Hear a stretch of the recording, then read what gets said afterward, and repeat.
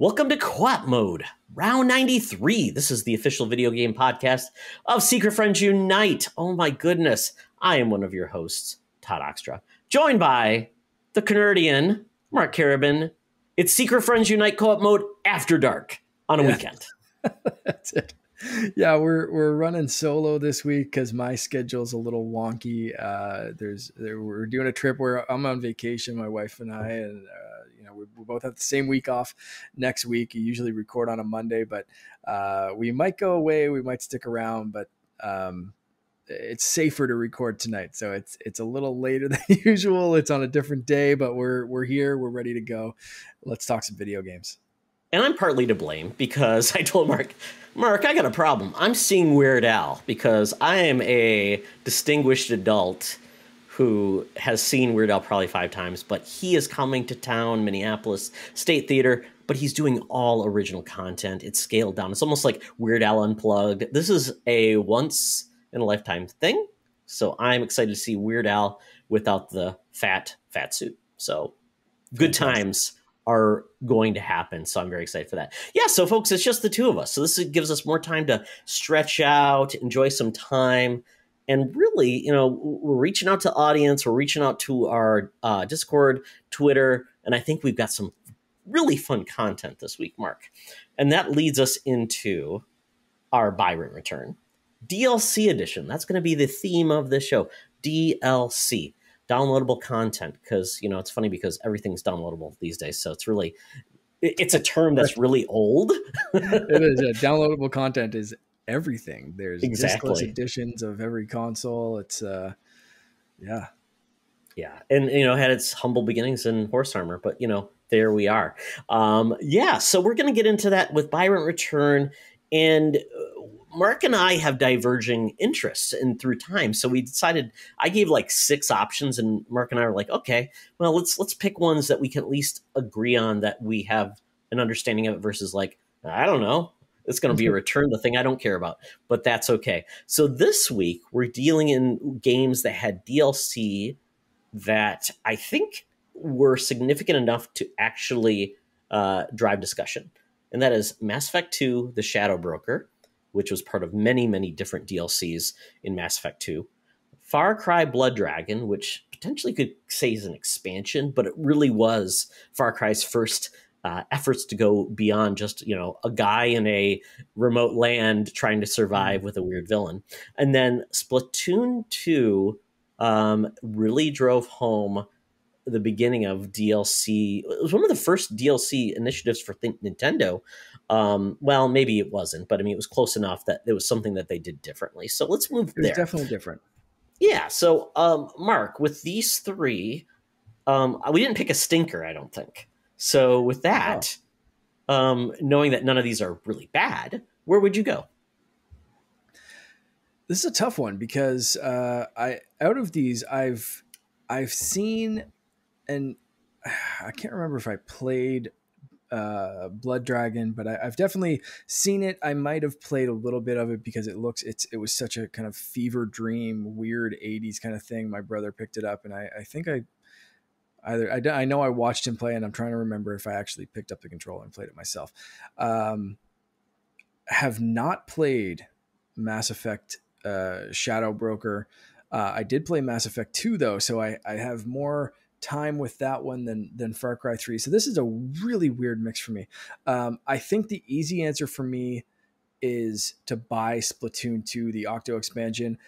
And that's not just because I'm paid by Nintendo to make that choice. You had a podcast about Splatoon, Mark. I had a Splatoon podcast with my friend Joe and of course Bobby, the Nintendo guru.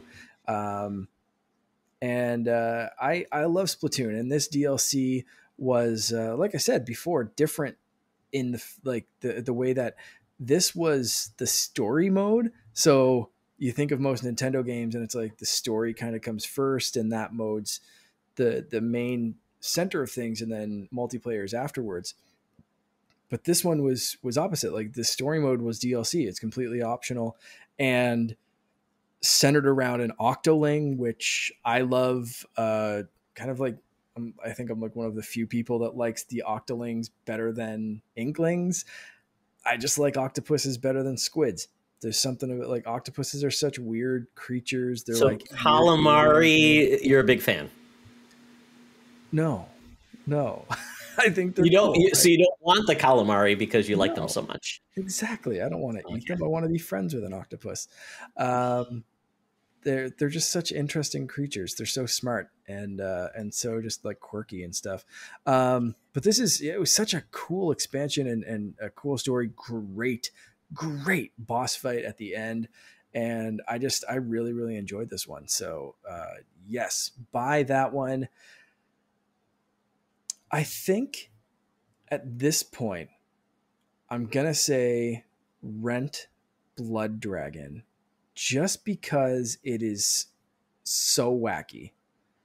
It is so 80s and so like over the top, and it's just ridiculous that I think that's going to be the rental. And sadly, the return will be Lair of the Shadow Broker, but that's just because I think Mass Effect 2 as a standalone has enough content there that it's fine as is. So I don't think, like, if I wanted to revisit Mass Effect 2, I don't think I'd have a problem just playing the main game and not feeling like I had enough. Where I think I could play Blood Dragon just on its own without even having to revisit Far Cry 3, or even if I did, I think it feels different enough.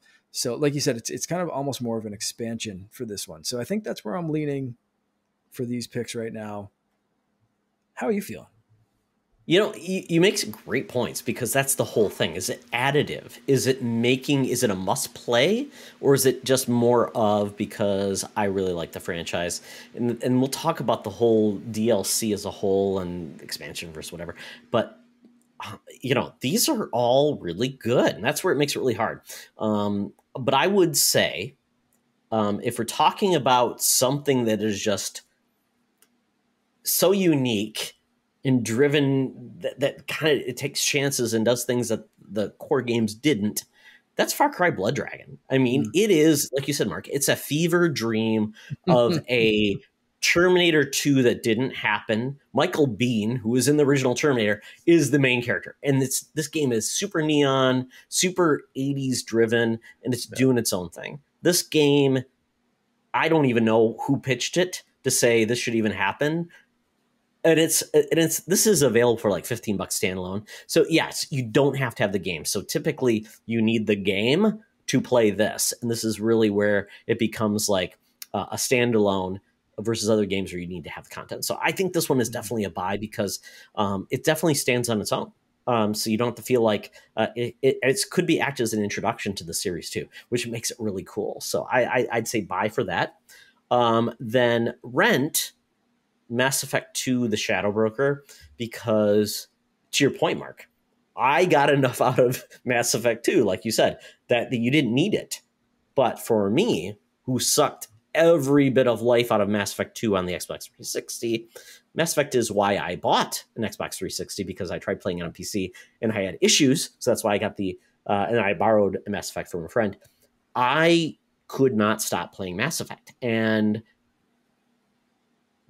I don't know how I didn't get 1,000 achievement points with Mass Effect 2. I feel like I was been robbed, but I played everything. And Mass Effect 2 Shadow Broker layered so many new things, like in regards to story and where you're going with 3, that it was just a phenomenal experience. The fact that they got Martin Sheen to be in a video game as the Shadow Broker, which paid dividends in 3, is phenomenal, and where it went. So that for me is just a pivotal experience. Mass Effect to me I'm hoping, and we know we're getting a series, I think, by Amazon based on Mass Effect. That's my favorite science fiction universe of all time. Wow. And that's crazy for me to even say that compared to Star Trek, Star Wars, everything else. I love Mass Effect. That's some big praise. Because it balances Star Trek and Star Wars so well. Not just the boring, we're going to explore an issue, but we're also going to kick ass, have cool like Jedi wizard powers in space. Love it. So there you go. But then Splatoon 2, God, I want to love Splatoon so much, Mark, and I love what they do, and the art and the play and everything like that. But this, I struggle with the controls. I just really do, because I want to play it as like a third person, and then the motion controls just throw me off. And call me an old, I don't know, but once I get into it, I'm like, I get what they're doing. Okay, but I love the first the solo experience, and those missions are fantastic. And I don't know if I just fell off because I'm like, it's just not grabbing me, but I totally get it. As a fan, this is just more awesome content. And it was great. And it was focused on, not on the multiplayer, but on the solo experience, because this is a huge, I mean, I think Splatoon is probably the latest, except for like Ring Fit, I think this is the biggest Nintendo franchise they've launched prior to I don't know what. It's huge and it's unique and it's different.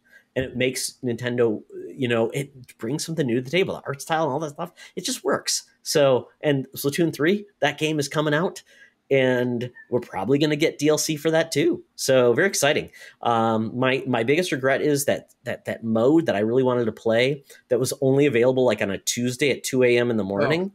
Drove me nuts. The salmon run. I really wanted to play that because I'm like, that's what I'm looking for. So unfortunately, it's a return, but I'm hoping 3 is the pinnacle, and that's what brings Todd into the yard, Mark. Excellent. You heard it here. It's not milkshakes. It's Splatoon. Splatoon. That brings. And if you've watched The Boys, Mark's love of these cephalopods might be questionable. Listen. But moving on, we'll make this PG-13. Folks, we get into what we've been playing. So, Mark, before we begin, you were on a podcast, and this is the funny part. You were on a podcast I was on almost 5 years ago. I feel old. Right. It's got to get you back. He's So it was. I was on We the Gamercast. That was my second appearance. I was on years ago, and Sean was nice enough to invite me back, and we had a great chat. I loved every second of it. It was really good. We touched on everything from fatherhood to video games to working with other podcasters and people in the community, and just life in general. It was such a great chat. So if you haven't heard that yet, go check it out. And thanks again to Sean for getting me on. But saying all that, it kind of leads me into what I actually have been playing. And this week, Finn's been getting his 2-year-old molars. It has been a week from hell. If anyone watching the video version thinks I look like crap and I'm tired, it's because I probably am. Never. You are a gem. If I could squeeze those cheeks right now, I would. Good. I got a cut on one of my cheeks, actually. It's like, oh my God, babe, is it toddler nails? Yep. Yeah, it was. They're sharp as my God. Those things should be like weapons in a game. Give me a kiss, but like ripped a chunk out of my face. Anyway, so between like just being busy at work and settling up things before taking a week off, which you almost work double the week before you go on vacation sometimes. I don't know. That's me anyway. But between that and a teething 2-year-old, I have had very little time for games. But one game that I have been able to play, and actually kind of two, is the Paw Patrol games on Game Pass. So I think I talked about the Paw Patrol game when Court was on, and I 100% finished that 1,000 gamer score. The first time I've gotten 1,000 gamer score in years, I think, is Paw Patrol. Because why wouldn't it be? Because that it makes Finn happy. So when TV's not working, or we can't go outside, or whatever, or there's something going on, I can put that on and be like, look, this is a distraction. And he actually played a little bit too, which was really cool. And little hands. Yeah, you need like a small controller, Mark. You got one? Court talked about. Okay. I have to still get. But the new one just dropped. So the Paw Patrol, I think it's the movie, the game, based on the movie, based on the TV show, the game version of that. Yes, that always happens. The newest Paw Patrol, the movie game, is on Game Pass now, along with Peppa Pig, which I haven't gotten into. But Paw Patrol. So you need to teach your children how to speak British. That That's a he's simulator. already. I'm Yes. sure he's already going to be picking up some like Australian terms from Bluey. So just If he says a throw British shoom, I English in will there. lose my mind. So far, so good on that one. No mind losing necessary. But that's basically what I've been playing is Paw Patrol on the Xbox, and just distracting my emotional 2 year old um, and going through. But at least it's easy achievements. It's easy gamer score. So I've been just Well, like my gamer score's risen by like I think I'm gonna say probably 13, 14, 1500 in the last week or so because the two Paw Patrol games combined, I'm just cruising through stuff. So I mean, it is that's what it is, man. phenomenal. I mean, and if you think about it, I mean, that might be a future topic, Mark, but it's like games for kids of all ages might be a good one to go into because I've been there, done that with Logan. And obviously, he's going to teach me how to play games now that he's old enough and better than I am. And he's actually challenged me to play a game that, which is going to be, I think, something we'll explore in the future. But I mean, there's just so many revenues now or avenues you have to play really cool experiences with your children. And it's a shame that the Connect is kind of dead because there were Mm. so many cool experiences with the Connect. There was that Sesame Street game. There was like the one by Double Fine where like you play like the floor is lava, which to me just would blow my mind because the Connect was great. And which reminds me, I have a Connect camera. So if you ever need a Connect camera, Mark, I'm your guy. Although it would probably cost like $300 to get it to you in Canada. But Yeah. the Lego games, I think, are a phenomenal entry point for Mm. kids because they look like things you know. They're simplistic, they're fun, and they can just play around and beating up stuff. And there's so many different franchises involved. Which please bring back Lego Dimensions, please, Dimensions. Oh man. without all the bricks because you can just play the game. But yeah, I think this is fun and it's a perfect thing to do. It's interactive, it's fun, and it's not just your kid looking at a screen; it's also him potentially talking to dad and playing Yeah. with him. It's a cool Man, experience. when so I clipped the video of the first thing that Oh Finn yeah, actually did by himself. I tweeted it out, and a big thank you to Outright Games for just making these games that are so simplistic and fun, and he got it. But like that video, I was so pumped that like nowadays it's a button. Like I don't have any video of the first game I played, like the first time I jumped in Super no. Mario Brothers, Break like out for the your Super NES. 8 Like camera and right, put up the like that doesn't exist. tripod. But like, so like I handed the controller to Finn because I got to a place where you just literally had to like wiggle the two control sticks or wiggle one of the control sticks. Maybe I can't remember what it was, but like I just handed the controller to him. And I was like, "Here, buddy, do this." And he like looked at the controller and kind of looked at me and looked at the TV and started wiggling the thing, and it worked. Like it did something on the screen, and he got so excited. He like tossed the controller after like it because it comes up and it's like the big celebratory thing, and like he's doing the happy dance on the couch, and I got a little bit Oh of yeah, that part on like I my saw him jump phone on the camera couch. I'm too. like, I hope you're gonna And he did survive this this kid. big jump, Yep, like, yeah, yep. big throw of hands up in the air. But like before I even started recording, he's still doing like his little happy dance. And it was so great. So like Outright Games, you guys, you have something right there. It's a 2 year old could get it and enjoy it and did a happy dance. So like, that's the best. And Mark, speaking about that, because speaking about our own gamer who has the skills of a 2-year-old, we're hopefully going to get the copy of that Star Trek game for Charlie, so he can Oh, yeah. expand beyond Lego games. We'll work on that one. We'll work on that one for sure. I Exactly. can talk. You know what? I can talk about the last thing, and then you can jump in because the only other thing I've been able to do is finally unlock Indiana Jones in Fortnite. Um, and I unlocked Indiana Jones. The first, there's two versions of him. There's one like the classic Oh, Indiana okay. Jones, and then there's another one that's just like he's wearing like a ripped white shirt kind of thing. Okay. Which is another one of his signature looks, right? But But it's not like so 85-year-old Indiana Jones. yeah, no. This is like Okay. heyday Indiana. Okay. Got it. But so it's so there's a bunch of challenges to do different things. You know, unlock different parts of like the Indiana Jones set, so like a wallpaper and a back bling and an emote and all that kind of stuff.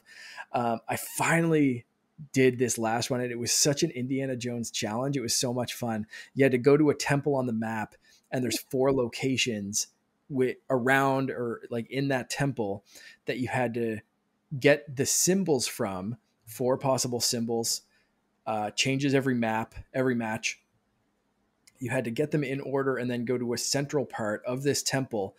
And then there were 4 rotating pillars that you had to get the right order of the right symbols. And when you did that, it unlocks the big wall goes up, and you have to run through Sure. the corridor, but you can't step on the dark bricks, because the stuff will be shooting out of the Wow. walls and kill you. And then at the end, there's a golden idol of the hamburger from Fortnite, but it looks very much like the golden idol from Indy. And Nice. when you pick that up, you have a couple of seconds. Everything starts to shake, and then the giant boulder comes down and runs out. But to unlock this challenge, you have to find a secret door to get around the boulder and escape. So Nice. I did that. It was such an Indiana Jones feeling moment, and it was so much fun. And I did it. Oh, who did I do that as? I can't remember what character I was when I was trying to do it, but it was something ridiculous. I think I was like Batman or something. I was like Batman doing an Indiana Jones puzzle in Fortnite. It was just ridiculous. Anyway, so I'm very happy I did that. And that's literally all the gaming I've been really doing. Picking at a little bit of TMNT again, just because that game's fun and mindless. But Yeah. that's about it. What have you been playing? You've been playing some more stuff, including It's funny. It's game funny, that's Mark. You taken you a mentioned bit. like Fortnite, Indiana Jones. I'm assuming Nazis will not be part of Fortnite, so that's probably a good thing. You know Um, what? Right now, the next best thing is killing a Nazi in Fortnite? no, stormtroopers are actually Okay, in well Fortnite. that's true. You can go Okay, and kill stormtroopers and Darth I Vader just if you want. misunderstood contractors, though, Mark. That's 100%. Yeah. But a stretch goal would be to have the lead of the Disney gaming development. He is married to Andrea Renee, and he's basically the guy that brings all of the gaming content of Marvel and Disney and all their properties together. I Mm, would love to have him on because, man, just to think of what's in his head and where things play, and to be able to get Indiana Jones. We've had Patrick from Secret Friends Unite, who is like the marketing director for Indiana Jones and Star Wars, which yep. has been awesome. And it's just take that a step forward in video games. It's just like, wow, that's amazing. The Oh, yeah. mind boggles of all of the opportunities and who balances that with what's good, what's bad, and what's allowed. Wow, it's amazing. So Fortnite, keep doing what you do, because man, nobody's doing it like they do. Wow. No. Wow, you well. So Mark, let's just put this stake in the ground. Todd has finally beat Luigi's Mansion 3. 3 years in the making. I love this game. Got pulled away every year. I said I was going to make my Halloween game. Did not happen. This game launched on the 30th of October, 2019. Come on, Nintendo. You're going to make a spooky game? Get it out at the beginning of October. Even late September works. But man, this game is so much fun. But I do not like playing this game handheld because the screen is so small and this game is so beautiful. Needs Yep. to be put on a big screen. So really, really great to do it there. It's such a fun game. This game does have DLC, but it's like tied to like these mini games that are primarily multiplayer focused, which is really interesting. Which I never went down the road and played. So, but it was interesting they brought in DLC to this game, but love it. So if you're looking for just a great, awesome 3D platformer, it is so worth your time, and there's so much there. I thought I was done early, and I'm like, nope, it's continuing to go, and I had a blast. So they had so many cool content. I would love to see another game and expand it. I don't know where they're going to go next, but this game is done exceedingly well, like Mm, 13 million copies. How the hell does that even happen? I don't know, but you do. You do you, Luigi. I love you. yep. Speaking of which, Mark, I played as Luigi. Waluigi, I played as I'm blanking on her name. The princess from Mario Galaxy. Oh, Rosalina. Rosalina. I played as Bowser. I played as in soccer. So I played Mario Strikers, the new game. It's fun. It's a lot of fun. As a single player game, it's going to be very limited. And that's where I found myself. I played it. I played just some standard games. I played a cup, lost because I suck, because I played a game that loves to pass. Mark, they basically kept the ball away from me for like, I played 3-minute quarters or 4-minute quarters or whatever, or 4-minute game. I don't know what it was, but I think they had the ball for almost 3 minutes out of the 4 minutes because they're just passing it like damn like fools. And I'm like, what am I doing? And I never got like my cool power up move. I'm like, what am I doing wrong? But it's fun. It is a fun game, but it is primarily a multiplayer game that you need to play with other people, which is just not my style. But I think it's fun. I know some people like Sean Capri, who we just talked about, is very unhappy with the game that's laid out. A lot of people are because they're limiting the modes. There's not really what I would have loved if they did like a lot of the games in the past where they did almost like an RPG as a single player. You did like mini games, but they didn't do it. It's just you just play the game. So if you're into like arcade sports games, you'll enjoy it, but I think it needs a second player. And I don't know. It's $60 game, and for me, it was a GameFly rental, and it's going back because my son's not going to play with me. I'm not going to play it online, so it's like, oh, okay. There's no real like challenges to go except just play more people and play more games. Yeah, that's the deciding factor so far in me not picking it up, and I have nothing wrong with arcadey games. I think I talked a few weeks ago about jumping back into Super Mega Baseball, and like I love that kind of stuff. But usually I get that stuff on sale, and you know, Nintendo games rarely go on sale, so it might be a little while until I pick this one up. But for me, knowing the lineage of different, you know, Mario sports games and like thinking about what they could do on the Game Boy Color or Game Boy Advance for like games like, you know, Mario Golf, where you said there's like that RPG story mode involved and then a robust multiplayer. It's like, well, we're a couple of generations moved. Like that's a what, 20-year-old, 25-year-old game now. Maybe do something better on Switch. I don't know. It just seems like some weird decision. So I get the returning on that one, but I would love to try it because I usually do love the Mario sports games. So I might just fold and pick it up eventually, or maybe try to hold out till it goes on sale. But I know Brennan Myers is a big fan of this one. So I mean, and that's where I think you may have to make a league to really get into it. And there's leagues you can set up. There's a cup action going on right now that you can play in. And it's funny because I think there is still, Mark, a demo of the game where it walks you through. So I definitely, you played it. So yeah, I mean, the mechanics are solid. It's a lot of fun, but yeah, I mean, it's your mileage may vary based on, you know, who you can play with and go with it. But I mean, you and your brother might have a good time. You and Lauren might have a good time. But, you know, I don't know. Is it a 4-player couch co-op game? Maybe. But yeah.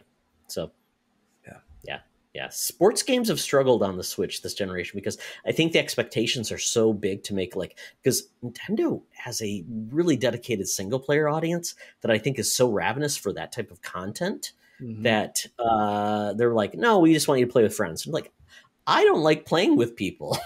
That's why I have a Switch on the go where I don't need a connection, right? Yeah. Oh, well, definitely recommended if you do like playing. Like Sean Capri, I think this is perfect for him and Henry and Stella. They would love it. And yeah, I will. Sean Nias. Sean, if he's got, so, sorry. Well, Sean Capri, well, no, he doesn't like that. But yeah, Sean Nias, definitely with his kids. I think they'd enjoy it. But moving on, though. The game also I played on Switch, thanks to GameFly, is the House of the Dead remake. Mark, I love like arcade-like gun shooters. I do too.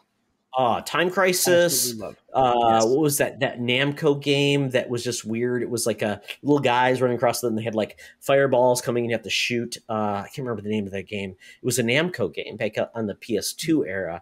It was I forgot what the name of it, but they did so many cool games. There's like the Virtual Cop. There is so many cool just Terminator like, games. Speaking of Terminator, like in the there actually is a like arcade 1-up version of that Terminator game, which is awesome. Think about that little thing with two with the two guns that you can shoot. I didn't know that. Oh yeah, I mean, there's so many cool light gun games, and unfortunately, because of modern display technology, they just don't work. They just don't work. So you thought, maybe the Switch, because the Wii had a ton of awesome shooters, including like House of the Dead, Overkill. It's Oh, cool on Overkill. the Wii. I remember playing that game like this is way too adult for the Wii. I mean, it's like House of the Dead, but we're throwing in f bombs, and it's just Mm-hmm. crazy. It's so much fun. There was an awesome Dead Space game that they made for the Wii that was fantastic. There was all those Resident Evil like gun games, and I thought the Switch would bring it back, but there's a limitation on the Switch, which I found because I played the game. The pointer or the IR is not good Mm, for this type of game. It right. was completely off half the time. The game, I think, is coming to PS4 and Xbox One, but it looks like a Wii HD port because the textures look off. The voice talent is right on that level of like on games. Like it just seemed off, and I Mm. try to enjoy it. The good thing about this game was though, because you're shooting zombies, you're going through. Sometimes you get lucky and you can shoot a pot and it has a coin in it or something, but you are limited in your continues. But you can get more continues if you get enough points. So it kind of limits you, and then does allow you to checkpoint, so you're not starting from the beginning every time. But man, oh man, I honestly wish they would add in a light bar like the Wii. It would Yeah. add some type of sense port to basically add in some context of where you're pointing at, because the See, motion control is limited because it doesn't have an idea of where you're pointing it. and that would be tough on the Switch because the IR port's on the bottom. So you'd really Yes, have to flip the controller upside down, which down. then you don't have the triggers. So Yeah, you're kind of thumbing the trigger. So you'd almost need an attachment that kind of remaps where, so you could actually have like a gun or something that the light gun or the Joy-Con could go into, which would have kind of some sort of relay. So when you pulled the actual trigger, it hit the R button or whatever it was with the IR sensor on the other side.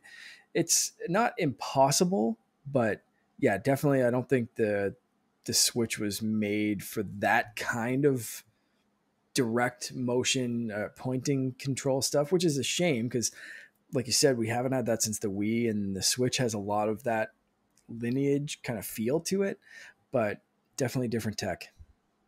yeah. So you can use just the stick control. And on the Switch, if you do it in handheld mode, you can use like touch controls, which I think defeats the purpose. So, because my wife, she doesn't play a lot of video games, but she loves going to like the Dave and Buster's, picking up a gun and shooting zombies in the head. This was going to be very unfulfilling for her. So I'm like, okay, it tried. And maybe for some people, like I think Ryan Turfer played this game and he said it was satisfying to him. But for me, as I played, I'm like, it just didn't nail it. So maybe there will be somebody that figures out LCD, LED, OLED, or whatever, like shooting with something on the screen. And if they do, Mark, I will back it. So, Yep, absolutely. we're not there yet. Um, but a game we are there with, and I have dubbed this game The Cats of Us, which is Stray. So, The Last of Us, but with cats. But in a world where there are zombies, we've essentially got these robot servants and cats. And this game just came out. It's on PC and PlayStation. It's on PS Plus Extra if you Right. own the service. And there's Premium, which is just like the classics and such like that. So this game is by an indie studio. It's by Annapurna. So Annapurna. Oh, So there you go, Mark. Jesus. I'm getting back to you there with cats because we're playing there. This game is adorable. I played like an hour of this game, and it's adorable. It's basically you wake up or you start off the game with a bunch of cats, and it's in the future. They look like they're in the jungle, and then the cats are gallivanting, and they do what cats do. They go up to each other, nuzzle each other, they annoy each other, and then they fight a little bit, but then they love each other, and then they sleep. Then the cats wake up, and then they go off, and they explore, and everything's good until the pipe they're jumping on falls apart, and your little tabby, who looks like Garfield but in better shape, falls down. And it is heartbreaking, Mark. You see this cat, it's like, oh my God. And he wakes up and he's at the bottom. I don't know if it's a he or she, wakes up at the bottom of the tunnel where she fell and she's hurt. So she's struggling. I'm like, oh no. But then she rests for a little bit and then she's back up. Cats do that. They're resilient. I have two of them and they're crazy. And this is a really cool game where they paid attention to the way cats react, the way they interact, and you can be the cat that does all those annoying things to you, but you can do it on purpose now as the cat. You knock things over, you go over, you can get on top of things you shouldn't. And it's really fun. I'm really enjoying this game. And there is a story in the way they interact. One of the commands you can do, Mark, is just meow. You can also scratch on carpet or different things as using your L2, R2. You can knock things over, like I said, like things that shouldn't be up there and then broken. You can crawl up, and cats are great because the whole mechanic is cats land on their feet, and they should. So and they do in this game. But it's really cool. But it's like you venture in, you see the world is in the future, and there are robots. But there's also these little creatures that are almost like rats, but they kind of look like weird, like aliens with red lights, and you have to run away from them. And it's very scary because you want your cat to survive, and they have ways of shaking it off. But something's gone wrong with this world in the future, and that's your mission. But it's really fun because as you're interactive to figure out what you need to do, you're meowing, and then you see like these things with technology, like a camera. As you meow, the camera is like kind of interacting, like saying yes, no, and then you see all these things in the world that are pointing in the right direction. It's very cool. I've heard great things about this game, and it's not letting me down. So I think it's going to be on other consoles later. But if you have PS Plus Extra, if you can buy the game on PS, PlayStation, or PC, it's well worth playing. It's called Stray. It's really fun. We'll come up with more cat puns later.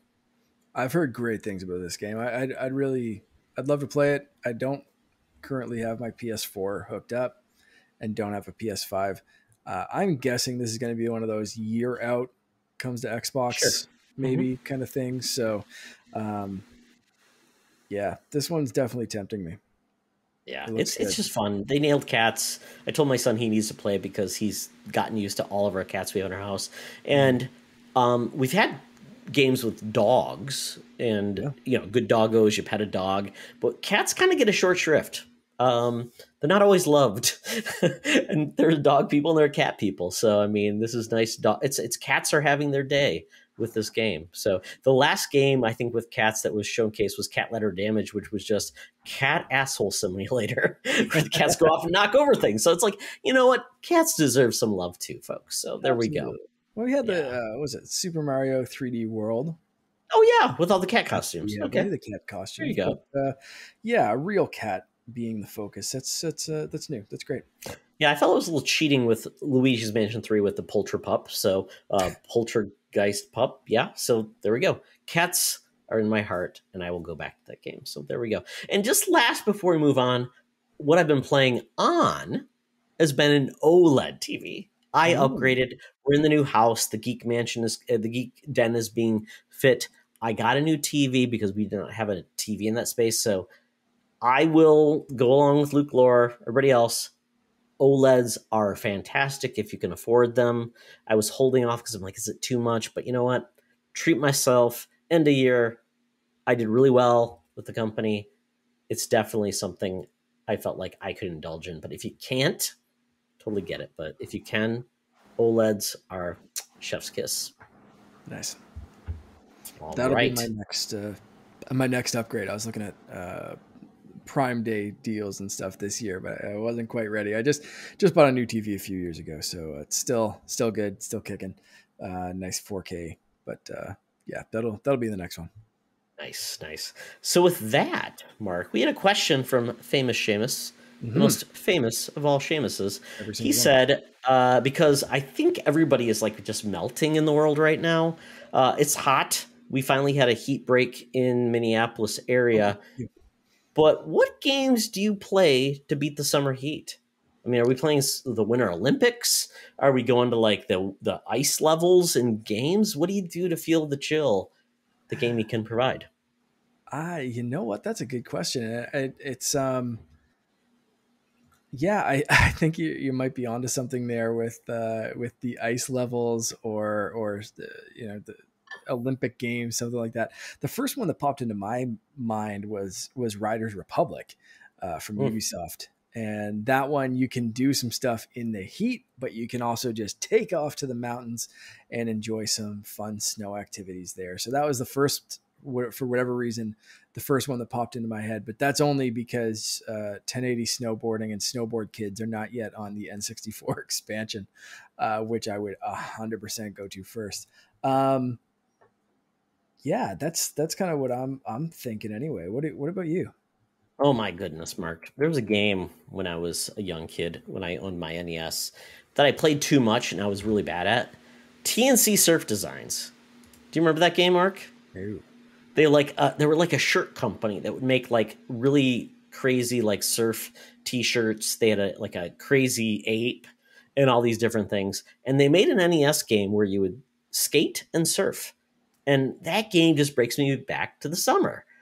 Summer games also, but I mean, it was just fun. I don't know if that game could ever come back to like the NSO systems, but I mean, it was just fun. Like you're skateboarding, and there's like treacherous deaths as you're skateboarding on this like broken highway that somebody needs to repair. I mean, like there's like opening in the middle of this freeway where it's like, that's not safe. How is a skateboarder allowed? And then you'd have surfboard, surfing, and like you'd go up and down. You try to avoid like seagulls and things, and it was just fun. So that's a game that brings me back to summer.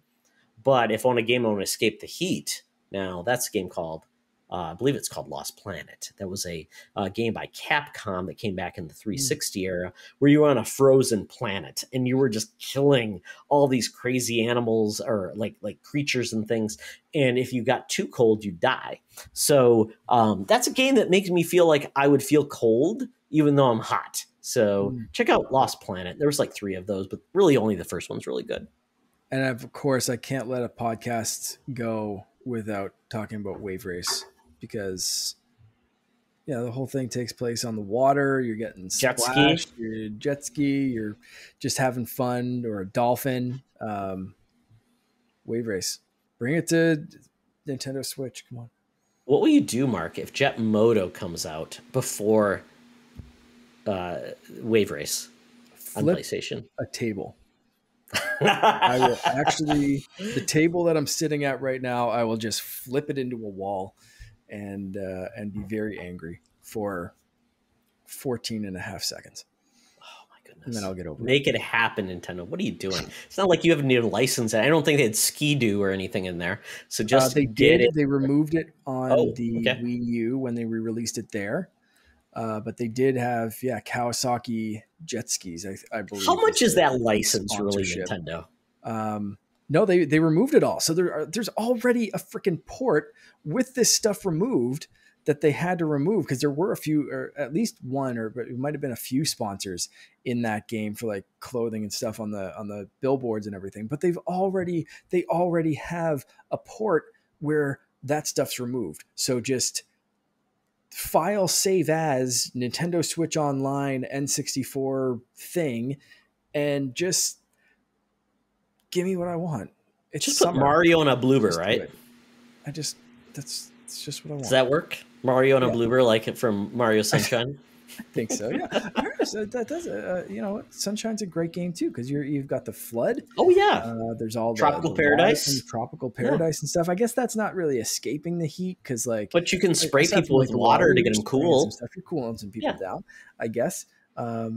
Cool spot. Oh, man. Because it has cool right in the name. Sharing There's nothing more beverages that are carbonated. Yeah. refreshing than a Sprite, I suppose, maybe. This got off the rails. The Tetris game with water. We could keep going on, but we won't, because it's only going to get worse from there, folks. Yeah. So that is it. Thank you, famous Seumas. If anybody else any hints on how to stay cool in this hot, weird world of crazy temperatures, let us know. Yeah.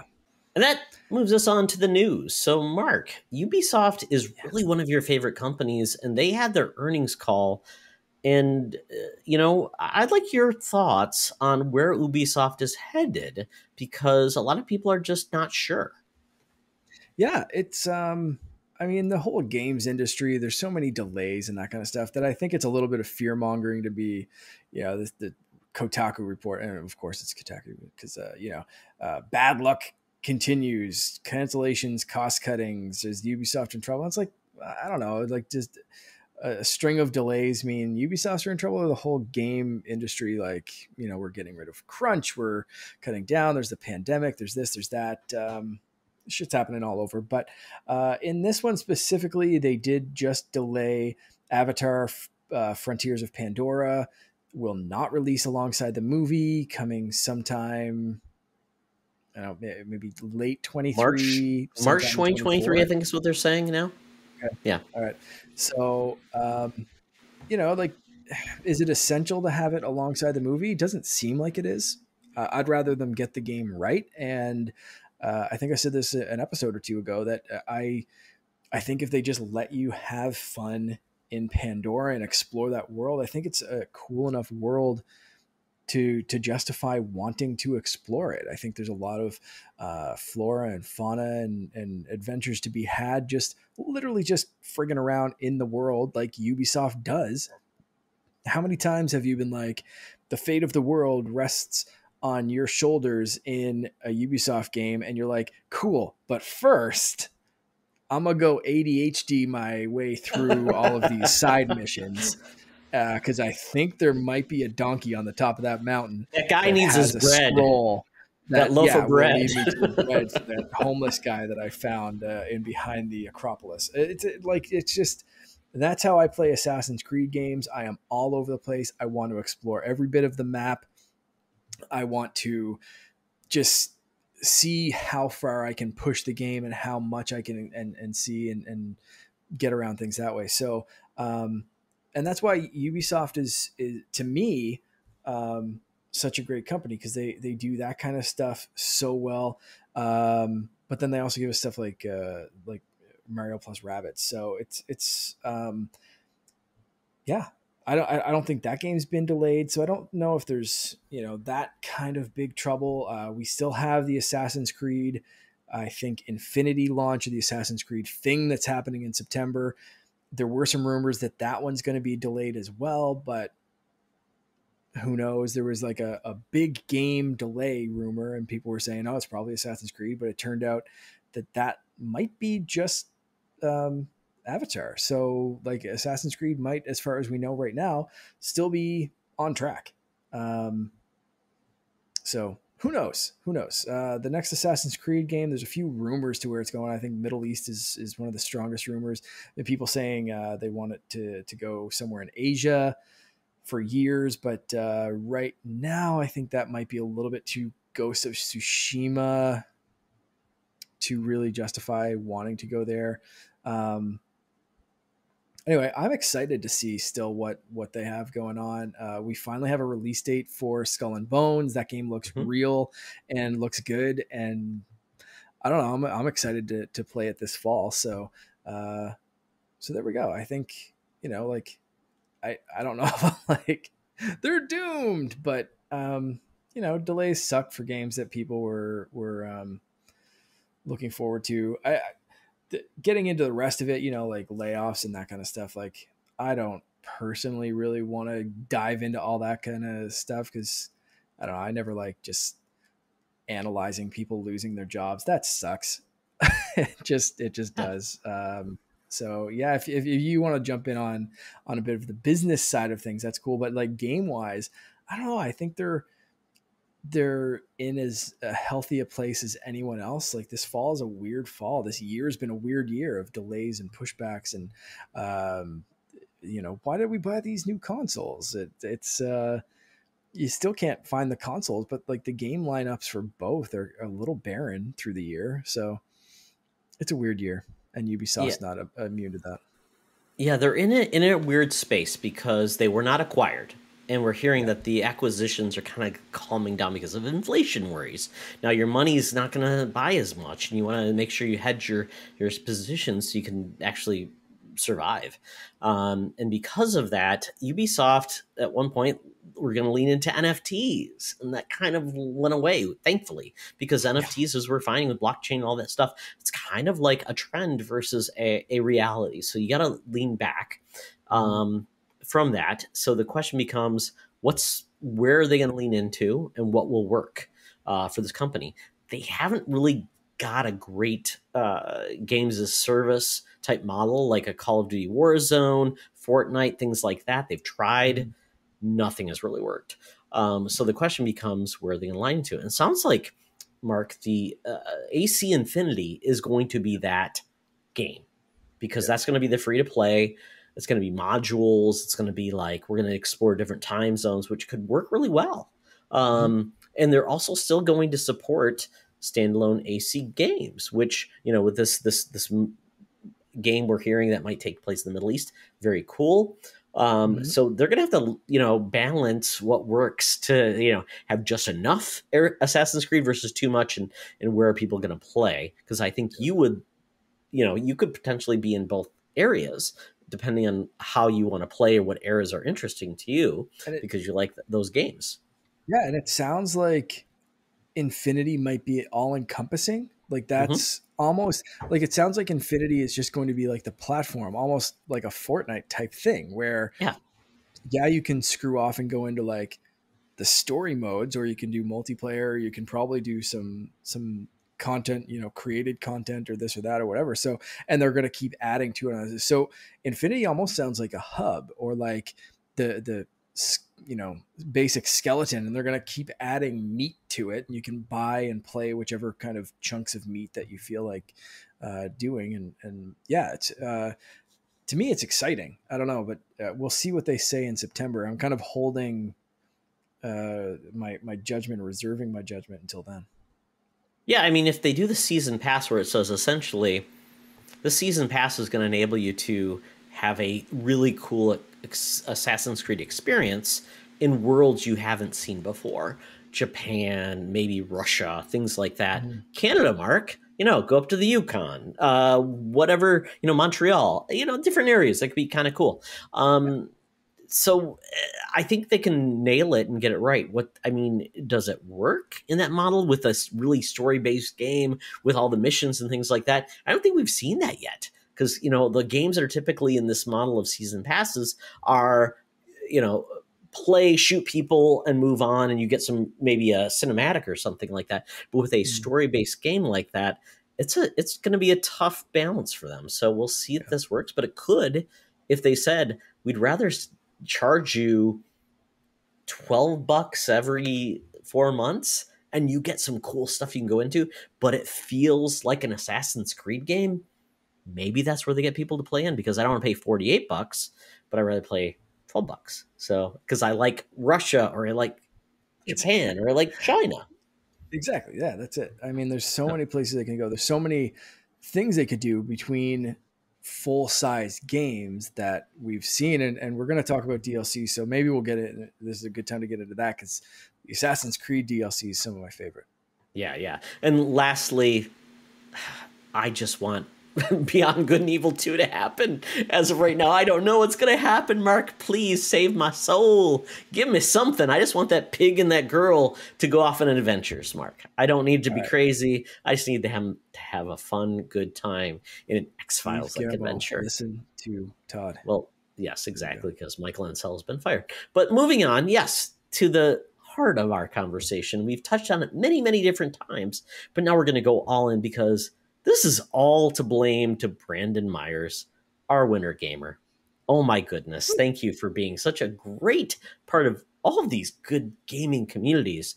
And you're busy. You got a little kid who's super adorable. You're being the dad life, and we appreciate you. But you said, what games have some of the best favorite DLC? And I said, Mark, let's expand this. Let's talk about all DLC. And I Mhm. said, we're going to talk about this in the topic this week: DLC, draining limited currency or delivering life-giving content. So it's kind of like is it worthwhile? Is it adding to the life of a game, or is it just pinching pennies? So, folks, let me give you a little history about the DLC. So, digital content that you would download was a big deal in the Xbox 360 era. The first real DLC was Horse Armor for Skyrim. It was cosmetic, didn't do anything, and I think it was like ridiculously expensive, like $5. It's like, is this what we want the future of buying little pieces digitally to go? And Which is thankfully, so it's funny. changed. Kind of. Kind of, yeah, that's true. That's true because Kind it's of. expanded, right? Because it's not just been a little bit of extra story content. It hasn't been just costumes. Well, it's been a little bit of everything. It's been season passes. It's been loot boxes. I mean, anything you want to call it. It's just basically extra content to the games we love. Sometimes it's standalone. Sometimes it's additive. And it's been a big part of the reason why games have largely been $60 for almost 15 years because they're getting you elsewhere, but keeping the standard games at a certain price, even though that's going to change. So with Mark, with DLC, we can live this in a couple of different areas because we talked about this, we struggled. Is a DLC is an expansion considered DLC, meaning it's a standalone like content, it's contained, it's its own thing. Like The Witcher 3 has two excellent expansions. Blood Dragon is almost like its own standalone game, but it's treated as like an expansion. You talked about the Splatoon games, and then even talked about Assassin's Creed, where they've gone like had offshoots and things like that too. So, what do you think? Is DLC good or bad? I think for the most part, it's good. And it's so funny looking back and thinking about overpriced horse armor and you're just paying for something and then coming to someone that plays Fortnite a whole lot and has paid a lot of money for cosmetics, and it's literally something that adds nothing to your gameplay aside from the fact that I can run around looking like Christian Bale's Batman or Darth Vader or whatever, Black Chrysanthemum. It adds nothing to that other than my own enjoyment, and it hasn't really changed much aside from public view, because when you see something in Call of Duty or one of these other games that does add some sort of perk and does give you some sort of advantage, especially in the multiplayer side of things, you hear people complaining now, right? It's like, oh, you can't do that. You can't, why are you doing this? They're doing the same kind of thing with Halo and allowing people. It's a whole bunch of shit going down the last few weeks, I think, with that kind of stuff. But as far as purely cosmetic, that's the stuff that I love, whether it's Rocket League, Fortnite, Fall Guys, whatever it is. I think that works really well. As far as bigger DLC or expansions or whatever you want to call it, those I think are fantastic ways to get the people who really love those games, whether it's something like Animal Crossing, New Horizons with the Happy Home Paradise expansion that, my wife put in 900 hours of Animal Crossing or whatever she played, and then jumps back in for Happy Home Paradise. And she played Happy Home Designer on the 3DS. So like that was kind of home for her. For me, it's something like I already mentioned, the Ubisoft games, and something like Black Flag, Freedom Cry comes in. I loved Adewale in the game. Playing as him, playing a little bit more of his story, and continue to expand on there. Stuff like Fate of Atlantis from Assassin's Creed Odyssey, the stuff that they've done with Ragnarok has been amazing. It's there's some really great examples of like DLC adding like substantive content to games, and I love both. It's when they get stuff like the loot boxes or random things or stuff that you have to kind of pay to win that it starts to bug me. But anywhere on the opposite ends of that, whether it's something simple and stupid like a cosmetic cat head that my character can wear, or like a massive expansive story like the ones we've talked about. Um, and yeah, so to answer Brennan's question, what games have some of the best or my favorite DLC? I think I did mention the Octo expansion at the start of this, and that one sticks out to me. The Mario Kart 8 DLC, both on the Wii U, so that original pack of expansions, and the new stuff kind of has me a little excited, but I'm still waiting to see when more of that's going to be rolling out and how it's going to go. And like I said, the Assassin's Creed games have been real kind of stick outs to me. I'm trying to think of some others. So Todd, maybe if you want to jump in right now while Sure. my brain's spinning, Yeah. what have you liked about DLC, or like what are your thoughts on DLC? Do you usually jump in? Yeah, that's the hard part because it's like getting DLC right is very important. If you Mm-hmm. announce a DLC right away when the game's launching, people feel it's like a cash grab. It's like, oh, this is, oh, why didn't you include it in the game? And it's like, I get it. I mean, Especially if it's uh, ready when the game launches. If it's like buy yeah, the game yeah, plus the DLC that's ready right now, it's like, come on, dude, include that. If they announce it when the game launches and they're like, this is 6 months out, but you can buy a season pass right now and get it when we're finished making it, then you're like, okay, cool. Yeah, the game's done, but you're still working on this. And I'd like to know about that. Neat. I'll buy the deluxe edition. But it's yeah. like day one download plus DLC that you can play right. It's like, come on, dude. Yeah, because I think about like the Xenoblade Chronicles game that's coming out now. They announced the DLC right away. It's like, and I know it's substantial content, and I'm like, Mm-hmm. okay, and it's part of a season pass or whatever. I'm like, I totally get that. So yeah, it's that hard balance to say we want to give you more content, but it's not ready right away. But we think it's worth the price of admission for you to go after it. So that's difficult because I've heard with games where they don't announce it like right away and they announce it much later, it's less successful because you're already moved on. You have said, I got my adventure. I am satisfied. I Mm-hmm. won't get around it. And that's similar to me in Mark, maybe the same experience where it's like, oh, I need to get back to that. I bought the DLC, but I haven't. And that just creates a disconnect. So Yep. where I have loved DLC, which is part of almost like an expansion, is Witcher 3. There were two Right. huge expansions that essentially felt like there were 30 hours of more content that added on to the whole experience that I'm glad they brought it to me. They Mm. also gave you, I think, 30 or 40 extra pieces of DLC as just owning the game. So it's not like they try to game you and try to get more out of you. It's like they're trying to reward their fans with saying, we want to give you more content, keep this game alive, and keep the game going forward because it just takes a lot of resources to keep a game alive. And Yeah. because they're going to move on to something eventually, anyways, rather than just support it. So I struggle at times to say it's a cash grab and what the best way it is. But I mean, I love that because it added so much after the game and the way Witcher 3 ended. I needed some support. I was struck. I was like, oh my God, I felt so bad about how it ended.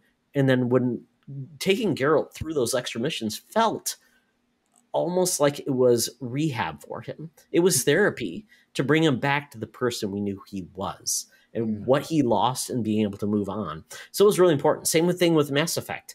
Like I talked about, I absorbed every bit of the main game and playing those DLCs. It just felt like I could continue my experience with these characters and just extend that. But it's not always that way. It's sometimes it's a cheap, oh, it's an extra costume. It's this. I mean, you see that. It's like, oh, an extra storybook. It's a DLC album. And it's like, okay, that's fine. But it's tough. I mean, understanding where you want to spend your money and if it's worthwhile, it varies.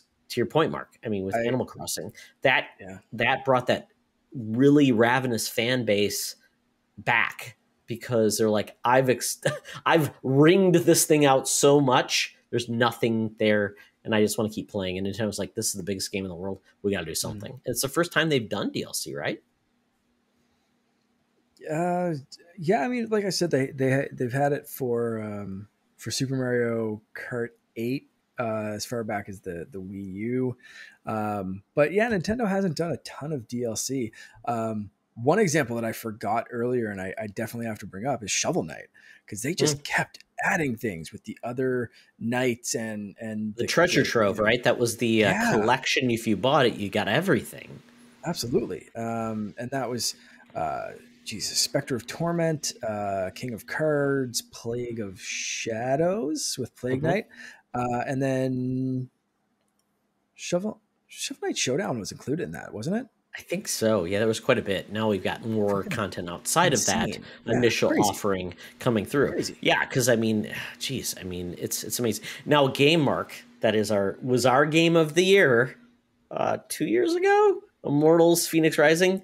Right. Neither of us did we even touch the DLC. I I tried a did little bit of it, and not I get just felt back to like, the DLC, man. yeah, Yeah, that's a tough one. And I loved that game so much, yeah, still do. we all did. And it's Yeah, just, and sometimes, and I do find that's a problem with Ubisoft games is a lot of times um, their games are so substantive that you don't get back to the DLC. For me, it took a couple of years for me to get back to the Black Flag DLC and play that story, just because that game was so big that after you put 100 hours into something, you need a break. And Breath of the Wild was another good example. Is like you finish that game and then they dropped the DLC for that one, that they had the different ballads or whatever, and then the motorcycle.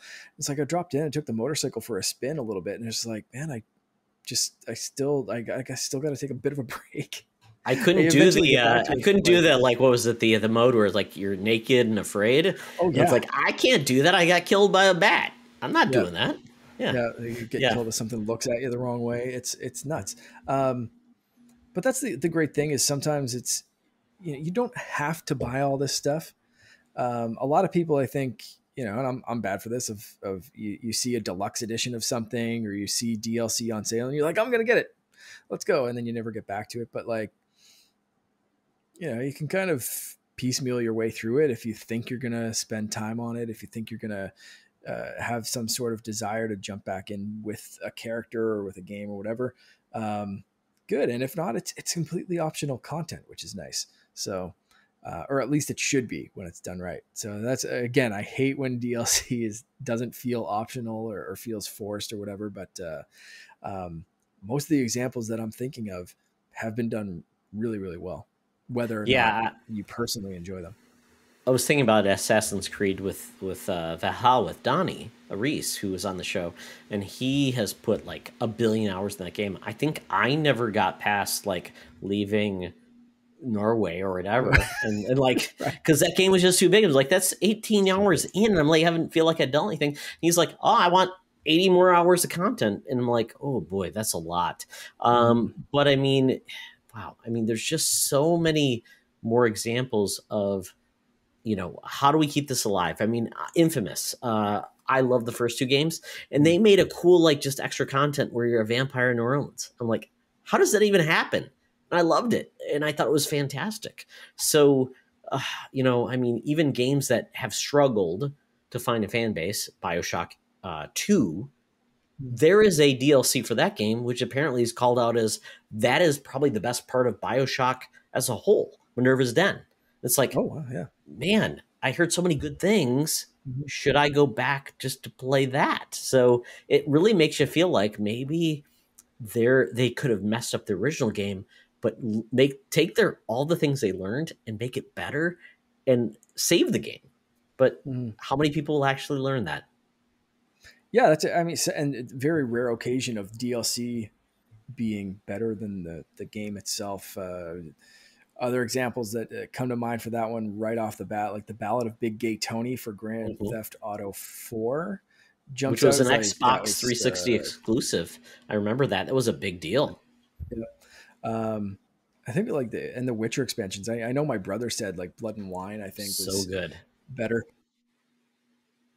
Yeah, they almost made it, Mark, into almost like a fairy tale, like Yeah. a Grimm's fairy tale when they did that. I'm like, oh, and they were so good, and I'm like, Mm. how could they make this game even better? And they did, and it gave me, who loved Witcher 3, like almost 40 more hours of content. And I'm like, wow, I came at the right time because I absorbed it Yeah, all. Yeah. absolutely. If you look at my background, Red Dead Redemption, a game that I really didn't, I played a little bit of, but when they made a zombie like horror expansion, it's the only time they've done something like this. I was just blown away. I loved it. And somebody actually made a movie out of it too. And it was phenomenal. And I just Awesome. feel like it's a sin that they have not gone back with Red Redemption 2 and done in their new version of this, haven't gone back. But you know what? When they're making like Grand Theft Auto 5 online money, I guess they don't have to. True enough. Very true. I have to also call out the latest Pokemon expansions, the Frozen Tundra and whatever it was, because they brought my boy Nidoran into that game finally for Sword and Shield. So um, that was one that I was excited. I could the second I saw the trailer, I was like, okay, that was a Nidoking. My boy's back. Let's go.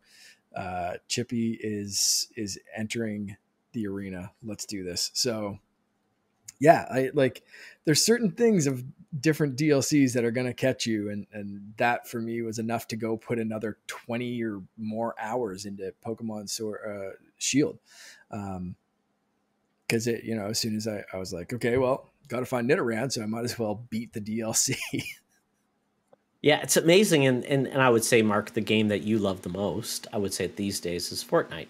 And they don't really make DLC, they make seasons. And they make evolving content that is probably the best in class. No one feels cheated. And everyone needs to learn from it because it feels like if you put the time into the game with the season pass, you probably don't have to buy anything. But Right. that Yeah. requires you to put the time into the game. So yeah, And I it, think they really, and I don't play the game, but I that's all I hear is Fortnite gets it right.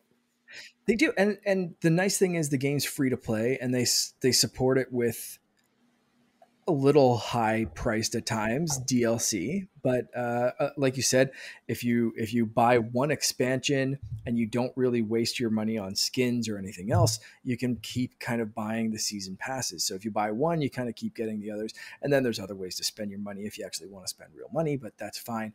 Um, but that's the great thing with Fortnite, and so many other companies try to charge you full price for a game and then Fortnite style money for DLC or for Yep. for skins.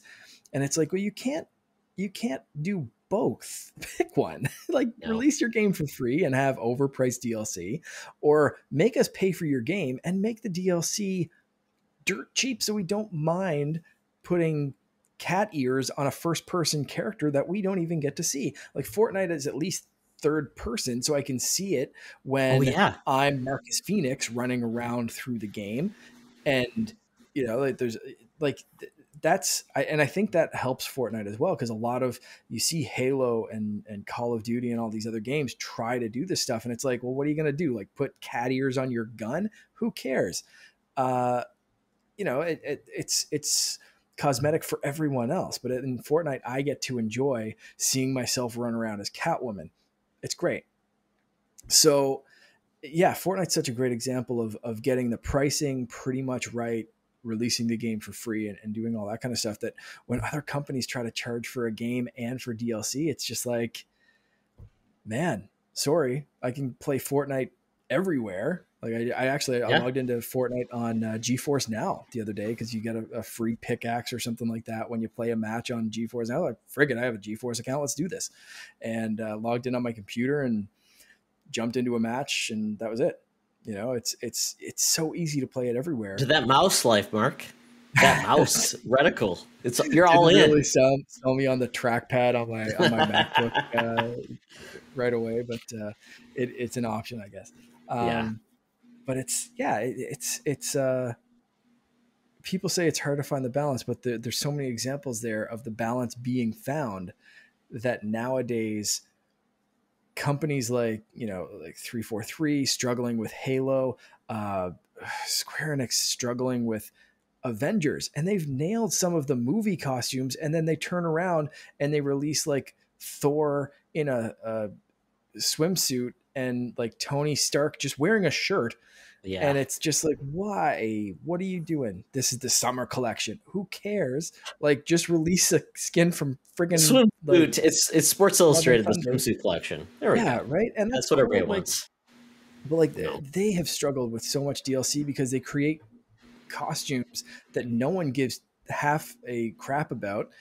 And but meanwhile, like there's MCU skins sitting there, and it's like, just come on, it's right Yeah. there. Yeah, they've struggled with balancing, and I think it becomes a challenge to that game. And I think the model needed to change to be Mm. different when you're charging for a full game and then you say do this, and in bringing in a bigger fan base, make it free to play. Maybe that changed the game. It's on Game Pass. I think it's on PlayStation Plus now. I wanted to get back to play it, but I mean, yeah, that game has struggled with keeping its audience afloat. And I think it feels like there's a smell of this game is going to end soon. So I'm not sure people are really they're hesitant probably to invest in it. So there's different ways to approach it. But I would say, Mark, before we end this conversation, what game or franchise do you want DLC on that you feel like that's only going to that's the only way I'm going to get to play more of it or something more of it if I don't get that?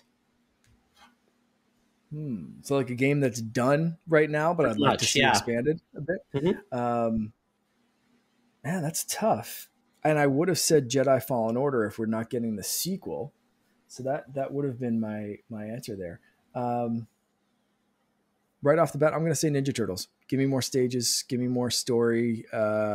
There's I know they spent a ton of time doing the sprites for that game. I'm happy with them, but I think they could do subtle variations. I think there's enough there that they could, sticking with the art style in the game, I think they could still do a little bit. I think they could do, let's say, Girls in Time. comic black and white kind of stuff, Turtles in Time variants. There's a ton of even NES The looking. I think movies. look the movies. There's a lot there that they could do. I think they have enough characters, but yeah, continue on with the story. Add a bit more, and do that when you add crossplay. Make a big celebration of it. Be like, hey, we've got crossplay. That's free for anyone. And if you want to continue to support the game and you want a little bit more, here's an expansion with there are 10 new levels and and the black and white turtle skins. Cool. You got my $10. It's a good choice. Before I leave, my choice, Control did get DLC, which I need to go back to. So, thank you for keeping a franchise I loved alive and giving you more awesome contents. That's on me not to finish it, which I own. So that's my Mark. Remind me to play that game. I will try. Yes. Yeah. Obviously, with your children and with your child and your wife, my gaming schedule is really important to you. Very, very important. Yeah. Okay. Well, we'll see how it goes. But for me, Infamous, I loved the DLC they did with that vampire mode, and I don't know if we're ever going to get more Infamous. But if they want to give that off to somebody and give us DLC, because I love superhero games, and that was such an awesome franchise, please make it happen because I love it so much. But it may not happen. But you know what? I can only hope and dream, and that's why we have this segment. Great question. I want to hear Brendan Meyer's favorite DLC. Oh yeah. I mean, and just think of all the different franchises where you could do some deep dives into like extended universes and different things of other franchises where they could delve deep because video games ultimately can play in their own, playground. And we'll see how that goes. So, yeah, folks, if you have DLC that you want to see that you have not gotten yet, let us know. So, Mark, this has been a fun journey. You're getting ready to go on vacation mode, but before you do, tell people where they can follow you in the world of nerd in video games on the interwebs. You can follow me on Twitter, Instagram, TikTok, wherever else you want to at @the_Canardian or on Xbox and Switch, just Canardian. I dropped the. We don't like those things, the thes. Oh, well. You can follow me at Toxtra on the Twitters, talking about all things games and talking with people that are cooler than me. But if you want to game with me, because I would love to game with people, but I'm a very shy gamer. Sparty on 98 on Xbox and Switch, and Sparty on 1998 on PSN. If you have recommendations for Gaming Geek Den stuff, let me know, because I'm trying to build mine up and make it cool. So that is it for us. Mark, thank you as always. Enjoy your vacation. Thanks. And folks, remember, it's always better to game together. This podcast is part of the Secret Friends Unite podcasting network. Visit secretfriendsunite.com for more great shows, articles, news, reviews, and more. Secret Friends Unite podcasts are available on Apple, Google, Spotify, and other podcast services around the world. If you'd like to be part of the conversation, you can join us on Facebook or our new Discord server, or follow @SecretFriendsU on Twitter. Please subscribe to Secret Friends Unite on YouTube and visit our merch store at tpublic.com. Just search Secret Friends Unite. Thanks for listening.